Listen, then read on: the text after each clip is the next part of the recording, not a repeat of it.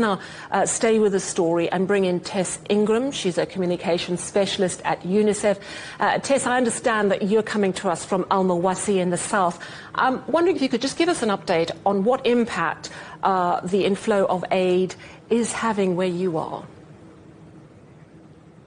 I think families are telling me that they're feeling a slight increase in the volume of aid on the ground, but not a significant one yet. And that's because, of course, we can't undo 2 years of atrocities in a number of days. We need to see consistently the volume of aid coming into the Gaza Strip increase. For example, one mother I spoke to on Thursday, just north of here in Deir al-Balah, her name's Fadwa. She's from the very north of the Gaza Strip. She's been displaced down here, and she is living in a tent that's constructed from pieces of old blankets that she found in the waste. She said that it's really cold, the wind and the rain are ripping through that shelter, and that she's got nothing on the ground. Her children sleep in the dirt and they're constantly sick. So this is emblematic of many families here who need a massive scale up in aid, particularly supplies like shelter and winter items before the cold and wet get much worse in the coming weeks. I mean, you're making such an important point. Obviously, food and water is absolutely crucial at this time. There's a slow change that you're seeing. But this is an almost completely destroyed region. There's no infrastructure. There are no homes. There are no schools. Talk to us about what is going to be needed in the coming months for organisations like yourselves to help the people of Gaza. The stakes are really high, and I can't underscore that enough. A ceasefire is great in that it stops the bombs from killing and injuring children every day, but it doesn't end a famine, and it doesn't give a mother like Fadwa immediate relief from her suffering. And so that's why we're focused on the life-saving needs, like responding to that famine by bringing in nutrition supplies, preventative items to make sure that kids aren't suffering from malnutrition. Drinking water is so important. As you say, the destruction, particularly where I was this week up in the north, is immense. Whole neighbourhoods have been destroyed, and that doesn't mean just people's homes. It also means the systems that sustain life around communities, like water systems, like sanitation systems. So we're focusing on repairing those and then preparing for winter. Blankets, mattresses, shelter and winter clothes. We want to try and give every child in the Gaza Strip under the age of 10 a new set of winter clothes during this ceasefire.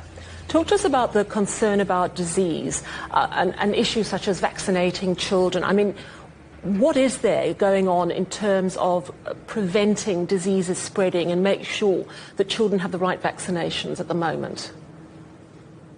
Yeah, it's a great question. The health system is on its knees. It's been decimated during this, the horrors of the last 2 years. Only 40% of hospitals are partially functioning, which means they really need more supplies, more equipment. I went to hospitals this week and doctors were saying, I need gauze, I need antibiotics. And this is why we're still seeing children admitted in large numbers with diseases, including diarrhoea, which is one of the most common diseases that children are presenting with here. Under the ceasefire, we want to do catch-up routine immunisations for children who've missed out. We want to try and reach 120,000 kids under 3 in the first phase, which should hopefully kick off in the coming week or so if we can get the vaccines into the Gaza Strip. There's real hope that the Rafah border crossing is going to be reopened on Sunday, but at the same time Israel is saying those hostage bodies are not coming home quickly enough. What kind of difference will it make once Rafah's reopened? Rafah was one of the main aid arteries into the Gaza Strip until the Israeli offensive that destroyed Rafah in May 2024 and saw that crossing close. It hasn't opened for aid since then. So it would make a significant difference if we could use it again to bring hundreds of trucks into the Gaza Strip, and also for the movement of people, the evacuation of children who need critical medical care outside the Gaza Strip. Rafah is the crossing for that. We also want to see crossings in the north open. There are 2 in the very north of the Gaza Strip that, if open, would allow us to bring aid directly into families there and not have to traverse so many broken roads within the Gaza Strip to get to the north. Thank you so much for that update, Tess. That's Tess Ingram. She's a communication specialist with the UNICEF, which of course is the UN Children's Charity.